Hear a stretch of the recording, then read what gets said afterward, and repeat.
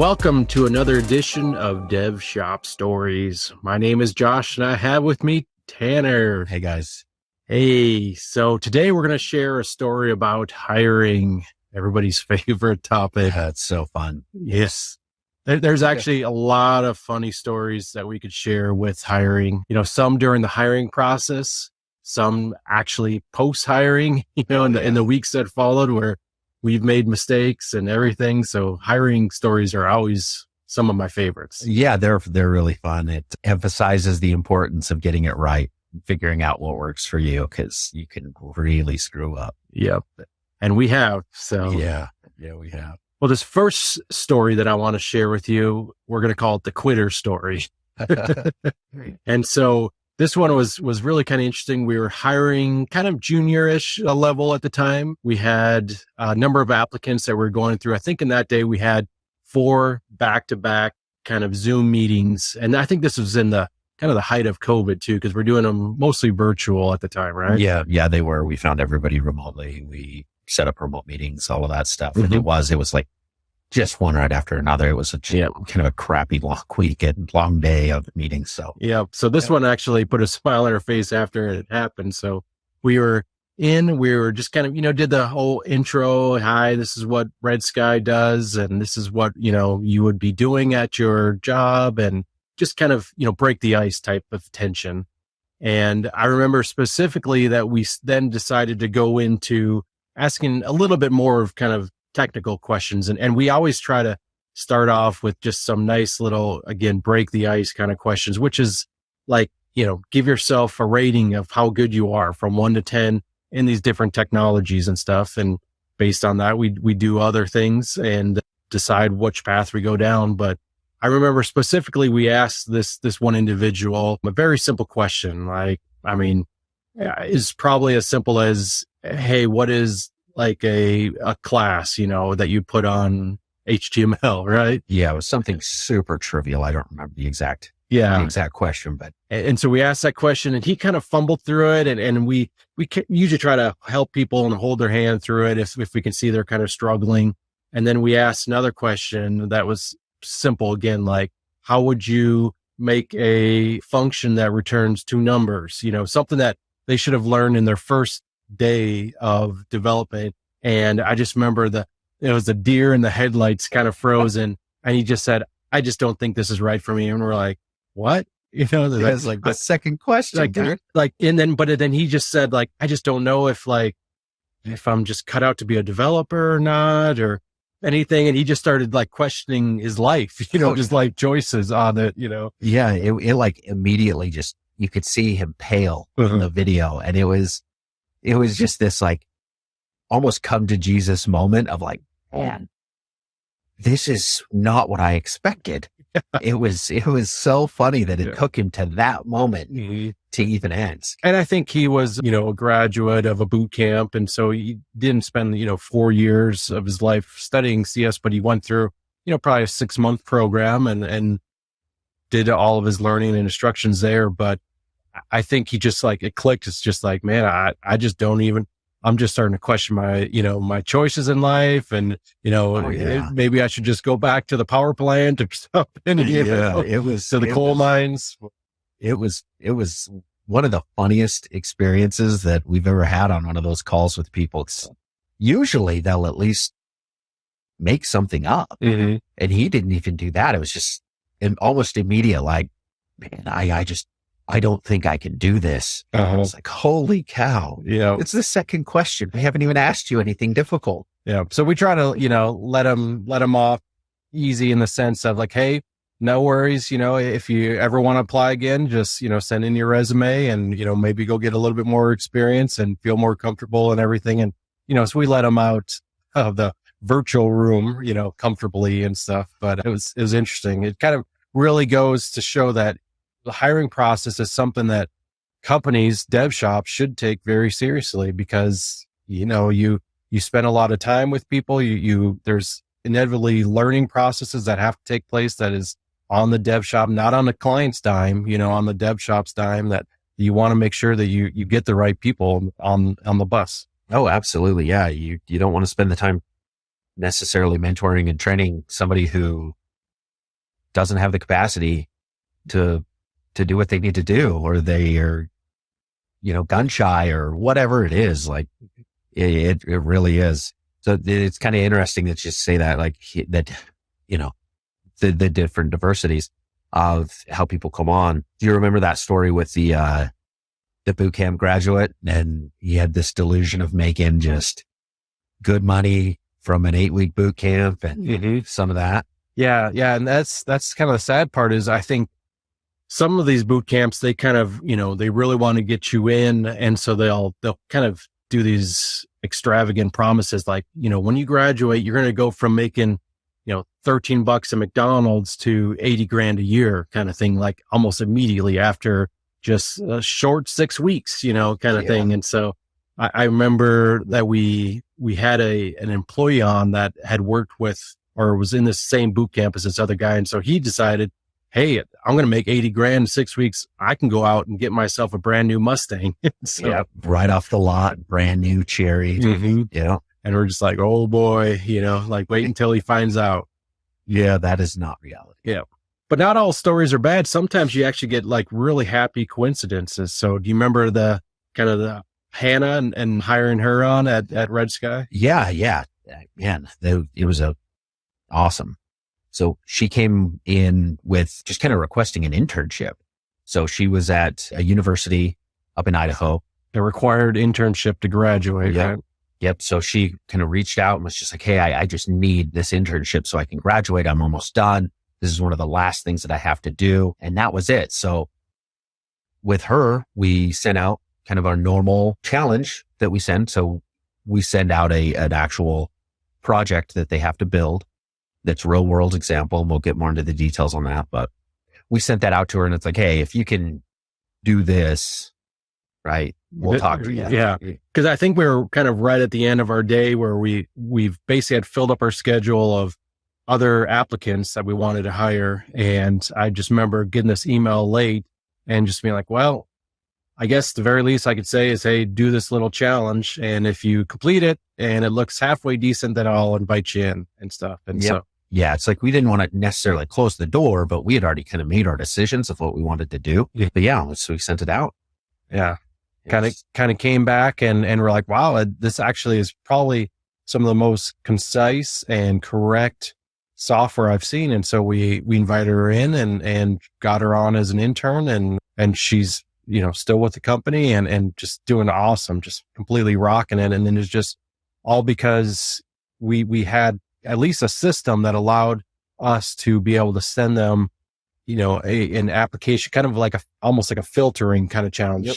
And that filtering is actually filtered out good and bad. I know that we've sent it to a number of people that just said like, oh, I just don't want to do this, and those are the kind of the people that we shy away from wanting to hire. Right. Yeah. We definitely don't want the people who aren't going to take the initiative, be ambitious and hungry. And it's a real world example. It's if you've never done any production grade work before, some actual real world work, it's that. And so it's what you're going to do every day. Like if you don't want to put your foot forward and at least try, it's not the person that you want to have. You want to have somebody who's not going to at least attempt something. So, yep. And developers, they come from a large, diverse background and no path for anyone is the right, you have to do it this way, so you might have some people that go to a full 4-year university and they can either be great or they can be terrible, and graduated with people who I don't think they can still code. Yeah, absolutely. And then you have some people that go to boot camps for 4 months. And then you have some people, we have an individual at our company, Alex, who never went to any formal schooling, just learned on the job and just from asking questions and YouTube videos and hard work. And he's doing awesome there. So in the end, the background isn't something that we necessarily look at. It might be something that makes us look at your resume a little bit more over somebody else's, but it doesn't necessarily mean that this person is going to shine above others. Yeah, it doesn't roll you out at all. But what I do think it does is it lets you understand the depth of some of the knowledge that they're going to have. There's obviously a pretty drastic knowledge difference in depth of functionality from a 4-year degree to a 6 boot camp. Not saying that they both can't immediately come in and immediately contribute, right? But it just helps you kind of gauge a little bit of what you're going to get, but it certainly isn't an identifier for hiring or not hiring someone at all. Yeah, I look at kind of the 4-year degree, or even if they stayed on for a master's or whatever, as just years of experience. You know, whether you've went to a boot camp for 4 months and then worked out in an industry for 3-4 years, you know, that's equivalent pretty close to somebody that, you know, went to university and then spent 4 years in there. And it's just getting these years under your belt that puts them into a place of understanding. Yeah. Because you have to have the exposure one way or the other. You either have to have it through academics or you have to have it through real world experiences and make those mistakes, because that's how you're going to learn, is through those mistakes. So yeah, it certainly shouldn't be a disqualifying factor on anybody's thing. Right. So what we're really saying is what we're looking for is somebody that has the passion for learning and the capacity to learn too. And those are two kind of different things. I've seen people with a lot of passion, but they just don't have the capacity, you know, mentally to understand some of these challenging algorithm concepts and processes. And I've seen some people that have zero passion, but they are smart. You can see it, but they're just lazy effectively, you know? It's so frustrating too. That type of person is a very frustrating. So it's trying to find that mix of passion and capacity to learn. And you don't have to know everything, but if you are learning, like for example, we put everybody through a Red Sky University. We have video courses that we've created that show our processes, our procedures, our code components, how we do things. And we, no matter who they are, you know, whether they're the most senior person at a, you know, big firm that's coming in and working with us, or a junior person just right outside of them kind of thing, we put them through that Red Sky University because it allows them to at least have the knowledge of how to get their feet up and running. It actually really stemmed a lot from, we found that when we hired people on, we would have to individually put a lot of time into each one of these individuals and teach them all these core concepts that they just weren't being taught in school or on their previous jobs and stuff. And so we said, how can we, you know, take this time and just, you know, replicate it, right? And be able to kind of have a nice course. And so we actually created Red Sky University for that purpose. Yeah, it is. It's very frustrating to have to teach the same thing over and over and over to every single person that comes in. It's not scalable. You can't scale your time that way. So that continuing education and just really understanding that the people that we bring in have the capacity to learn that stuff, it really kind of shortcuts a lot of that, because it's not a concern of, do you understand this? We know you can understand this. It's just, here's the content and the context to understand this stuff. So, and since we've started Red Sky University, we've expanded the course content from just developers and developer-centric topics to now designers. We have a number of videos and courses on UI, UX design and how we, you know, framework our Figma designs and our style guides and brand guides, how we've done that. And we've now expanded it to QA and how to look for bugs, how to write up bug tickets and all that kind of stuff too. Yep. And then a big emphasis that is not necessarily as apparent as, hey, this is how this thing works, whether it's design, QA, development, whatever, is the understanding and kind of context between the two. So one thing that's really hard is understanding the design to development communication. So having some training on that piece, right? How does the design interpret into development? Yeah. And that kind of translation and stuff. So anyway. Yep. And so that's kind of the post-hiring process, but let's take it back to our actual, what is our kind of multi-step process for hiring? And so imagine, as you will, somebody comes in and I'm just going to sit down in front of Tanner and say, hi, I'm looking for a job here. What do you do? What do you say? How does your hiring process go? Yeah. So for us, this was your idea to do a ranking system. So we ask the individual on a bunch of different technologies. For us, our predominant stack, we like TypeScript, we like Node.js, we like React. We have a custom framework that we wrote, so we ask questions relative to that, and we ask ranking questions relative to that. So for the individual, it's, hey, Josh, on a scale of 0 to 10, 0 meaning you've never heard of it, and 10 meaning you're the guy who wrote it, how would you rank yourself on Node.js? Oh, 10, obviously. Yeah. The crazy thing is you hear 10 a lot more often than you should. I mean, I've never personally met Ryan Dahl, but I've heard a lot of people say that they're 10s on Node.js. That is funny. And our follow-up always is like, oh, you're the guy that wrote it, and they're like, oh, well, I just know it really well. I'm just really, really good. Yeah. Okay. That's not the scale. Yeah. So even from that initial assessment, you didn't pay attention to the details of the initial assessment even. Yeah. You don't even understand the scale or didn't assess the scale appropriately. Mm-hmm. So no one should be a 10. Yeah. If not. And so with those numbers, then you can direct, what type of questions you would have for them. If somebody said that they're only a 4 on CSS versus, an 8, you might ask them, lighter softball type questions in that regard. Yeah. Somebody who says that they're a 4 on Node.js, I'm not going to ask them about how the event system in Node works, versus somebody who's an 8 or a 9 in Node. Well, yeah, I want to know exactly how these things work. You should understand it at that level if you're at that, ranking yourself at that level. So we very much tailor our questions based on what that is. And it obviously takes people who are at that higher end to be performing the interview. And it is a very technical interview. This initial phase is highly technical. We ask a lot of those questions, and then we go through the questions with those people, and assuming that they answered adequately across the board, and no one's ever been 100%, and that's perfectly okay. Right? We kind of dismiss them and schedule a follow-up meeting. And this one is equally as important, I think, to the technical one. And this is our culture. Right.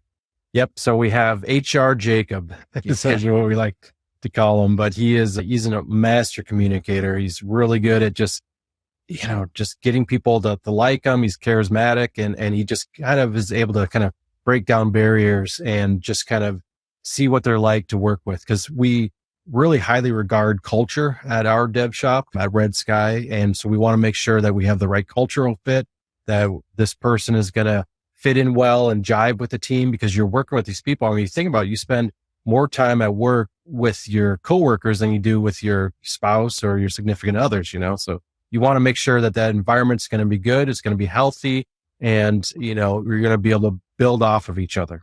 Yeah. And it needs to be cohesive. And like you said, HR Jacob is phenomenal at that. I've said it several times about him, that he could be the guy that tells me that, he ran over my kids, and they'd be like, oh, it's okay. Like he just is that type of person. But it's important to have that for us. And I think for most people, to have that cultural dynamic that they want and to kind of maintain it. We've had some experiences in hiring that have been opposed to our culture, and it has caused some pretty drastic problems. So we can get into those stories at another time. Yep. Obviously, we'll always look at their experience and what they've done. But in the end, the kind of the final phase to our multi-step process is we want to give them a real world challenge, because we realize that on the spot, you're nervous, you might not be thinking clearly. It's really hard to kind of judge somebody there. And so we want to give them a challenge that's going to be something that they'd actually see. So it's like, hey, go and build this little website, and have it to communicate to a backend. So you got your front end of the website, the back end, meaning the server and the software that's running on that, and have them talk back and forth, make a site that you can add a customer to it and pull down that list of customers, that you can update a customer or delete a customer. And we've iterated on that approach a number of different times. And what we do is we ask them to measure how long it actually took to do it, because some people might just fly through it, and that's great. And if their product looks good and their code quality looks good and their time is great, that seems like a sure hire. But we've also had people that have taken, we kind of estimate it's going to take, if you really know what you're doing, maybe 2 hours kind of thing. if you don't know what you're doing, obviously a lot longer, but if you're like the guy that's super thorough, that has to get everything just right and check all the boxes and everything, we've had people take up to 24 hours on this, actual work on it. Yep. And I feel bad because this is not it's not a paid challenge, which some companies are moving to that, where they're actually paying you to do that kind of stuff. And we want to make sure that they understand, like, I've heard a number of horror stories where dev shops have asked them to essentially work on customer client projects, as part of their tests to do it. And then they just basically think of this as free work. So they farm it out. They're essentially farming it out to these hires, and then they never hire them and everything. So, we wanted to make sure that it's, very obvious that this is something that's a throwaway, but it's something that we do. And so we figure that they are putting time into it to, show us what they can do, it's good on us to actually call them in. We do this with all of our interviewees. We call them in and we actually go and do a code review with them in that spot. We figure, they spend time with us. We should at least spend time, even if it's not going to go forward into a hiring and stuff, to give them some feedback, some criticism, some, words of encouragement, whatever you'd say. So, yeah, absolutely. I mean, that's the objective is, even if we're not going to hire that person, like you said, Josh, you spent the time to do it. We want to give you some constructive feedback. There's definitely a few ways that you can give feedback in code reviews in particular, right? You could be that kind of brutal, just beat them up sort of approach. But what we want to do is, whether we hire them or not, is give them some constructive feedback to grow from in a real world example. And for us, that's really a big differentiator. I think I don't care if you can do a, binary tree search from memory on a whiteboard. That's stupid. I don't care. But a real world example of building this site and how this interacts, even if I don't hire you, that's a real world example. That's something real and tangible, and an experience that person can take, going forward. So it's been great in vetting people on both sides of it. People who've made it through the questions, the culture, and they get to that part and it's like, oh, I don't actually know what I'm doing, or I don't want to do this. But then the other side of it too, where they may have struggled on the questions and the culture, is a good fit or not, whatever. I mean, it's important, but they get into the challenge and they absolutely nail it. It's like, okay, well, at least if for nothing else, they're willing to work hard. They put forth a tremendous amount of effort to get this. So we can take a more measured evaluation of that person. And like I said, we have iterated on the challenge. Originally, we just gave them just a Google Doc that just kind of described the challenge. And we've since iterated on that, since we're getting back a number of different designs, so we're basically looking at the programmer art of what they kind of came up with, which is one thing. Some people were better and some people were way worse than others, I still see that color. Yeah, I know what you're talking about. But the real world example though is they're actually going to be given a design, right? They're going to be having a designer that says, hey, here's the font size, here's the padding, the margins, everything that you want there. So the real challenge actually is how well can you actually match that design? And so we've since shifted from do whatever you want to try to match this design as best you can. Yep. Yeah. So we had our designer go through and do a real world write up of what this would be. So it has typography, it has the themes, it has everything that we would want in an actual project. And it's structured like any of our actual projects. And part of that evaluation is not only can you make it work and do what it's supposed to, but can you kind of read between the lines and do that thorough evaluation and actually hit your margins and your padding and the colors and right.